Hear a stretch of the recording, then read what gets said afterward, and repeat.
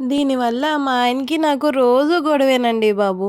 మా చిన్నోడేమో చాక్లెట్ తింటా అని ఎక్కడ చాక్లెట్ కనిపించినా తీసుకుని తినేస్తున్నాడు. నేనేమో పోనీలే పిల్లోడు కదా అంటున్నా. మా ఆయనేమో అవన్నీ తినొద్దు అని చెప్పి నన్ను తిడుతున్నాడు. ఇదంతా ఎందుకురా గోల అని చెప్పి మా చిన్నోన్ని బాధ పెట్టకుండా, మా ఆయన్ని బాధ పెట్టకుండా, వాళ్ళ కోసం అస్సలే స్టవ్ ఆన్ చేయకుండా ఇలా చాక్లెట్ని చేశాను. మీరు కూడా చూసేయండి.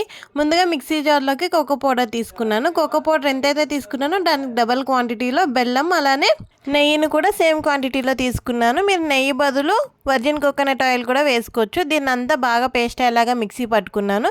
నేను ఇందులోకి బాదం పప్పులు కూడా యాడ్ చేస్తున్నాను. ఇది మాత్రం మీ చాయిస్ అండి. బాదం పప్పులు వేస్తే మాత్రం చాక్లెట్ అన్నది మెత్తగా వస్తుంది. గట్టిగా కావాలంటే యాడ్ చేయకండి. నేను మా చిన్నోని కోసం చేస్తున్నాను కాబట్టి హెల్తీగా ఉంటుందని బాదం పప్పులు వేస్తున్నాను. ఇప్పుడు చాక్లెట్ మాల్ తీసుకుని అందులోకి కట్ చేసిన డ్రై ఫ్రూట్స్ని వేసుకుని మనం మిక్సీ చేసి పెట్టుకున్న చాక్లెట్ని కూడా వేసుకుని మొత్తం బాగా స్ప్రెడ్ అయ్యేలాగా స్ప్రెడ్ చేసుకోండి. చాక్లెట్ మొత్తం మంచిగా స్ప్రెడ్ చేసుకున్న తర్వాత దీన్ని తీసుకెళ్ళి 2 అవర్స్ ఫ్రీజర్లో పెట్టండి. 2 అవర్స్ తర్వాత తీస్తే మన చాక్లెట్ అయితే రెడీ అయిపోతుందండి.